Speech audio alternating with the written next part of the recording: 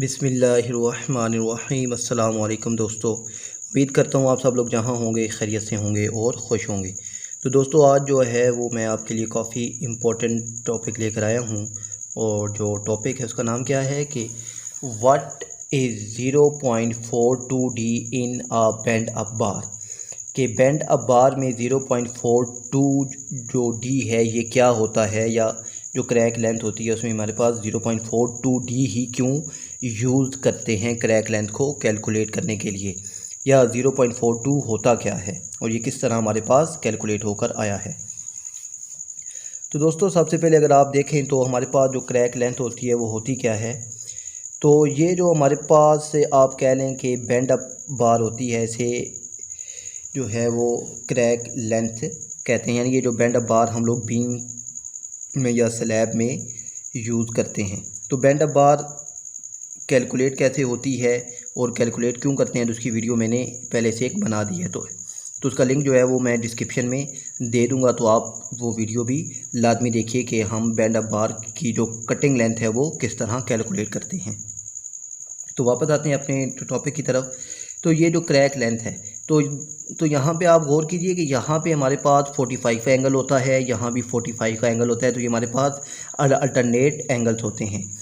तो ये ज्योमेट्री है मैथमेटिक्स की, तो ये अल्टरनेट एंगल होते हैं। तो ये जो होती है ये हमारे पास क्रैक लेंथ होती है। और यहाँ पे हमारे पास जो एंगल होता है ये 90 का एंगल होता है।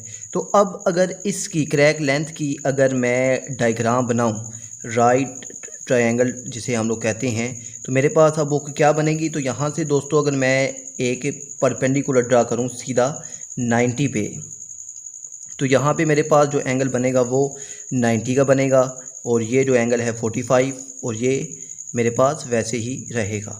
तो अब यहाँ पे मैंने दोस्तों ये लेंथ कैलकुलेट करनी है।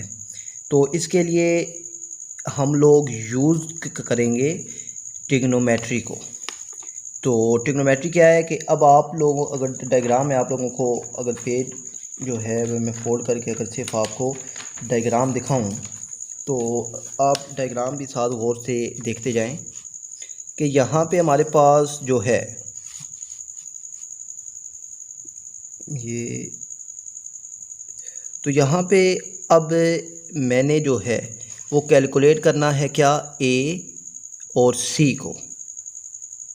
जो ए और सी को कैलकुलेट करना है तो ट्रिग्नोमेट्री के मुताबिक ये हमारे पास हाइपोटेन्यूज होती है। तो अब मेरे पास ये देखिए ये परपेंडिकुलर गिवन है, यानी डी की वैल्यू मेरे पास जो है ये परपेंडिकुलर है। क्यों कि हमारे पास ये जो यहाँ से यहाँ तक जो लेंथ होती है ये हमारे पास डी होती है। ये जो 0.42 डी है तो ये डी होता है, ये यहाँ से यहाँ तक होता है। तो अब डायग्राम के मुताबिक हमारे पास ये जो ए बी है ये परपेंडिकुलर है और ए सी हाइपोटेन्यूज है। तो ट्रिग्नोमेट्री में जो हमारे पास जो फार्मूला होता है कि सम पीपल हैव, यानी साइन किसके इक्वल होता है, पीपल के पी यानी परपेंडिकुलर और हैव यानी हाइपोटेन्यूज के जो एच है उसके इक्वल होता है। तो आप इसको गौर से देखिए कि मेरे पास अब जो एंगल है यहाँ पे वो 45 का एंगल है। यहाँ पे मेरे पास साइन जो 45 है ये इक्वल हो जाएगा परपेंडिकुलर अवर हाइपोटेन्यूज। तो हाइपोटेन्यूज है वो ए सी है और जो परपेंडिकुलर है वो ए बी है। तो साइन परपेंडिकुलर अवर हाइपोटेन्यूज के इक्वल होता है।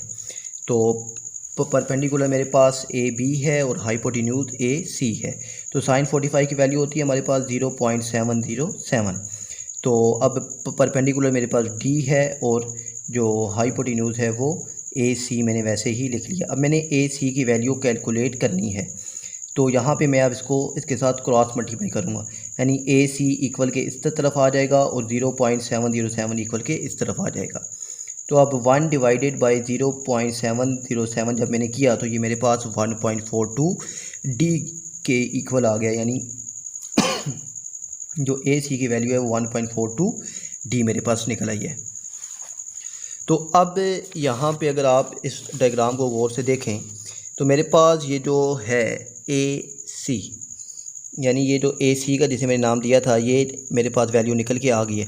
मगर अब मुझे ये वैल्यू भी कैलकुलेट करनी है, यानी ये जो बेस है तो बेस कैलकुलेट करने के लिए जो अब यहाँ पे मैंने बेस कैलकुलेट करनी है, बी और सी मैंने कैलकुलेट करना है और ए और बी की मेरे पास वैल्यू है, यानी परपेंडिकुलर की वैल्यू है और मैंने बेस फाइंड करनी है।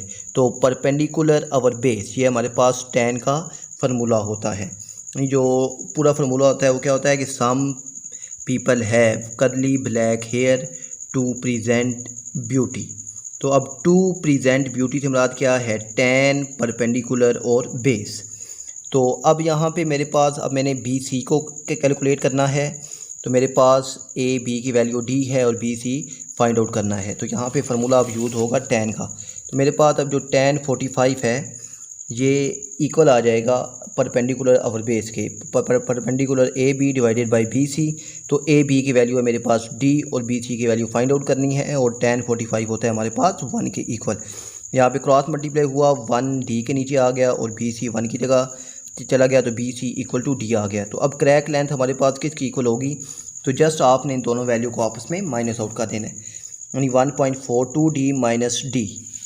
तो 1.42 माइनस डी, जब माइनस यानी डी मैंने यहाँ से कॉमन ले लिया, तो 1.42 माइनस 1 जब मैंने किया तो मेरे पास ये जो आंसर है वो आ गया 0.42 डी। और यही हमारी आज की वीडियो का जो है वो यानी टॉपिक था कि 0.42 डी कैसे कैलकुलेट होता है। तो मिलते हैं दोस्तों नेक्स्ट वीडियो में, तब तक के लिए अल्लाह हाफिज़।